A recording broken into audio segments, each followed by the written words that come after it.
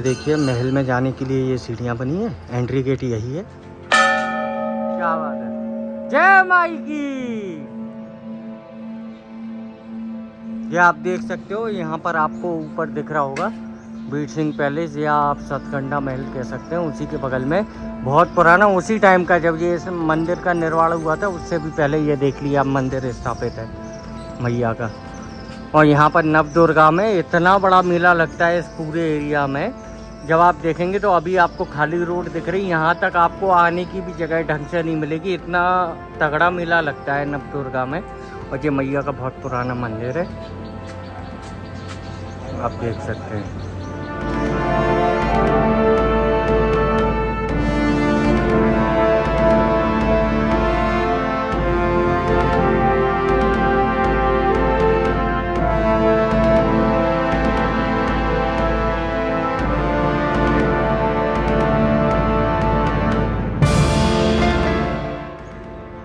Gwalior Jhansi highway के पास स्थित एक 80 मीटर ऊंची पहाड़ी पर बना 7 खंडों वाला एक ऐसा महल जिसको बनाने में पूरा 9 साल और 35 लाख रुपए का खर्चा किया गया था। मैं बात कर रहा हूँ 400 साल पुराने महल की। उस समय इस महल को बनाने में लगभग 35 लाख रुपए का खर्चा किया गया था। इस महल को बनाने के लिए किसी भी प्रकार की लकड़ी या लोहे का यूज़ किया ही नहीं गया है। पूरे महल में एक एक कोने में 300-400 साल पहले एक बहुत ही फेमस इंग्लिश हिस्टोरियन हुआ करते थे जिनका नाम था एडविन ल्यूटिन्स। जब वो यहाँ पर इस महल में घूमने के लिए आए थे तो उन्होंने कहा था कि पूरे बुंदेलखंड क्षेत्र में, अपितु उन्होंने तो ये भी कहा था कि पूरे भारतवर्ष में उन्होंने इससे ज़्यादा बेहतरीन और इससे ज़्यादा सुंदर महल कहीं देखा ही नहीं है। नमस्कार दोस्तों, मेरा नाम है तरुण शर्मा, हमारे YouTube चैनल पर आपका स्वागत है। और आज इस वीडियो में हम आपको दिखाने वाले हैं पूरे बुंदेलखंड क्षेत्र में, पूरे भारतवर्ष में फेमस सतखंडा महल, जिसको और भी नामों से जाना जाता है जैसे पुराना महल, दतिया महल, वीर सिंह पैलेस या नरसिंह महल के नाम से भी इसको जाना जाता है। तो चलिए वीडियो में आगे बढ़ते हैं और साथ में आपको इस महल के बारे में और भी तथ्य से अवगत कराते हैं। अभी हम लोग महल के बाहर वाले पोर्शन में खड़े हुए हैं। इसको सतखंडा महल कहा जाता है क्योंकि इसमें 7 मंजिल है, जो जमीन के ऊपर 5 है और 2 जमीन के नीचे बनी हुई हैं। तो अभी हम लोग जिस पोर्शन पर खड़े हुए हैं इसी जमीन के नीचे 2 मंजिल बनी हुई हैं। आइए हम आपको दिखाते हैं।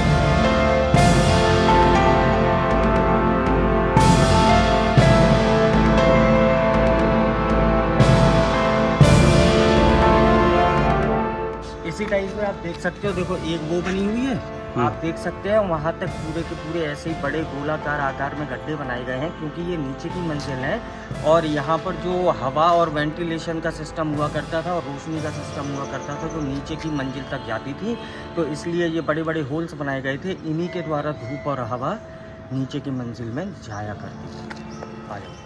जैसा कि आप हमारे सामने देख रहे हैं कि ये पुराने महल का एंट्री गेट है जो लगभग 15 से 20 फीट ऊपर है और इसी के ऊपर जो इसके एक और आकृति बनाई गई है गेट की, वो लगभग 40 से 45 फीट ऊपर है। और जैसा कि आप गेट के पास में जो छोटे छोटे चबूतरे देख रहे हैं दोनों साइड को जो बने हुए हैं, यहाँ पर सैनिक खड़ा हुआ करते थे उस जमाने में, जो यहाँ पर आने वाले मेहमानों के स्वागत के लिए और महल की सुरक्षा के लिए यहाँ पर खड़े हुआ करते थे।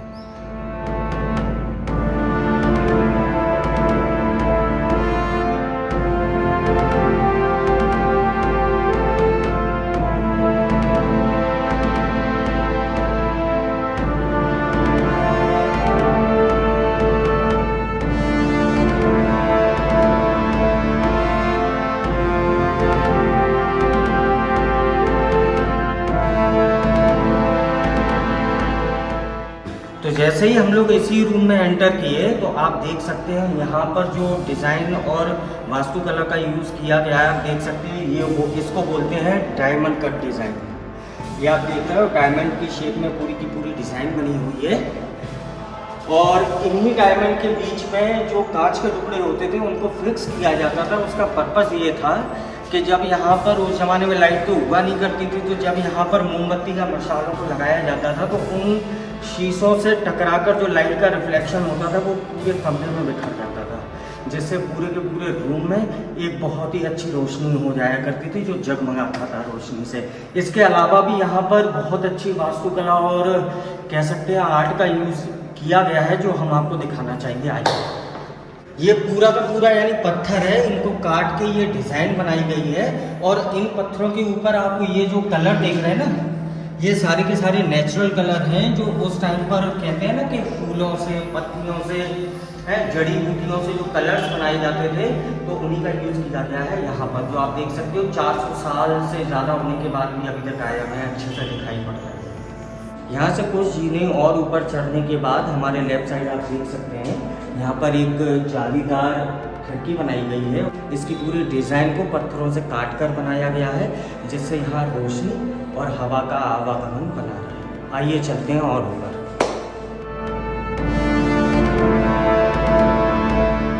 आप देख सकते हो यहाँ काम चल रहा है पूरा, देखिए नया कलर और हर तरीके से, जिससे ये जो पुराना और खंडर हो चुका था तो उसको फिर से रिस्टोर किया जा रहा है, जिससे भैया और आगे के टाइम के लिए बना रहे, ये देखने लायक लोगों की जनता का अट्रैक्शन बना रहे। जब सामने चढ़ते ही आप देख सकते हैं यहाँ भी जाली लगी है, अंदर जाने का रास्ता अभी बंद कर दिया गया है। आगे से दिखा दो, ये पूरा का पूरा रास्ता अभी बंद है, सिर्फ आने जाने के रास्ते खुले हुए हैं। मेरे सामने आप देख सकते हो एक और रास्ता बंद कर दिया गया है, देखिए यहाँ पर शटर लगी हुई है। ये महल के राइट वाले हिस्से में जाने के लिए हुआ करता था, यहाँ से आप महल का जो आगे का हिस्सा बना हुआ है वहाँ भी जा सकते थे। और ये वाले हिस्से जो आप देख रहे हो, जो इस पूरे रूम में चारों तरफ बने हुए हैं, आप देख सकते हैं। इधर भी देखिए ये बने हुए हैं, ये सारी की सारी रोशनी के पर्पज से यूज किए जाते थे। यहाँ पर दिए या मोमबत्ती रखी जाती थी, जिससे इस रूम में अच्छी खासी रोशनी बनी रहे। और आप देख सकते हो इस हिस्से में, जैसे कि ऊपर की तरफ आप देखेंगे तो यहाँ पर भी डायमंड कट डिजाइन बनी हुई है। इन सब में बाद में उस टाइम पर शीशे लगाए जाते थे, जिससे इस कमरे में रोशनी का और ज़्यादा प्रकाश बना है। और यहाँ पर आप सिर्फ राजा महाराजाओं की प्रेम गाथाएं नहीं, उसके अलावा यहाँ के जो लोकल लोग हैं अपनी प्रेम गाथाएं अलग से गाते रहते हैं। जो सबसे बुरी बात है, आप देखो कोई किसी का नंबर लिख जाता है, किसी का नाम लिख जाता है। तो भैया हमारा ये जनता से अनुरोध है, जो भी यहाँ घूमने आते हैं ना, ये हरकत कभी मत करना कि आपकी जो इतनी अच्छी धरोहर है, ऐतिहासिक चीज़ें हैं, उनको आप बिगाड़ देते हो लिख लिख कर। तो भैया निवेदन है, ये चीज़ तो कभी मत करना।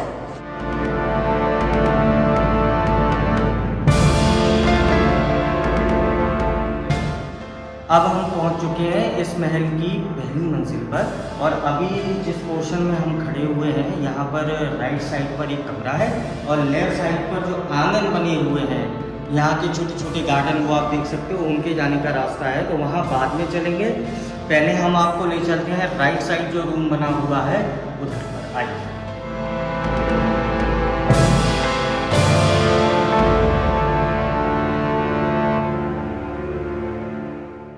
अब इस रूम की आप खासियत देखिए कि यहाँ पर भी आने के बाद लेफ्ट और राइट साइड जाने की बहुत बड़ी गैलरीज और अलग अलग रूम एक दूसरे से अटैच हैं जाने के लिए, जो इंटरकनेक्टेड हैं। तो आप देख सकते हो मेरे आगे, मेरे पीछे आपको दिखाई दे रहा होगा कि यहाँ से अगर आप सीधा जाते हैं तो उस कोने तक पहुँच सकते हैं। और सेम ऐसा ही आप मेरे इस वाले हाथ के पीछे देख सकते हैं, तो यहाँ पर भी इंटरकनेक्टेड रूम है जो वहाँ उस कोने तक जाते हैं। और वहाँ के बाद फिर वो बारजा बना हुआ है, तो वहाँ से पूरा आपको शहर तो दिखाई देगा ही देगा। छत के ऊपर की जो डिज़ाइनिंग और हिस्सा देखा है ना, यहाँ पर उस टाइम पर बहुत ही महंगे और बहुत ही यूनिक जो रत्न हुआ करते थे, और विद शीशे वगैरह उन सबको यहाँ पर जड़ा हुआ जाता था।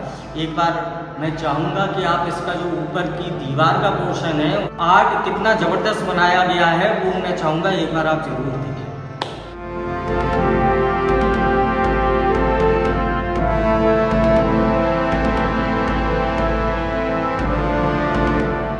यहाँ पर आप देख सकते हो कि बहुत सारे छोटे छोटे खाने जो आपको दिखाई दे रहे हैं ना, तो ये वाले होते थे मोमबत्तियाँ दिया रखने के लिए, जिससे रोशनी बनी रहती थी। और दीवार की तरफ आप जो आर्ट वर्क देख रहे थे वो वहाँ पर वही आपको बताया डायमंड कट था, तो वहाँ शीशे के बड़े बड़े टुकड़े लगाए जाते थे, चमकदार पत्थर लगाए जाते थे, जिससे जो रोशनी है वो क्या होती थी, रिफ्लेक्ट करती थी और पूरे कमरे में बिखर जाया करती थी। तो मतलब उस समय रोशनी की ऐसी कोई समस्या नहीं होती थी और बहुत ही प्यारा लगता होगा उस समय, जो लाइट का रिफ्लेक्शन पूरे में फैलता था, लगता था जगमगा उठता था पूरा का पूरा रूम रोशनी से। ये अभी इस महल के पहली मंजिल का नज़ारा है। यहाँ पर जो ऊपर जाने के लिए रास्ते बने हैं उसके बीच में एक छोटे छोटे से रूम भी हैं, और यहाँ से आप देख सकते हो सामने एक पूरा आपको खुला हुआ पोर्शन दिखाई दे रहा होगा, और यहाँ से आप पूरे के पूरे शहर के दर्शन कर सकते हैं। तो आप देखिए यहाँ से आपको पूरा दतिया शहर दिखाई देगा। ये एक छोटा सा बारजा टाइप है।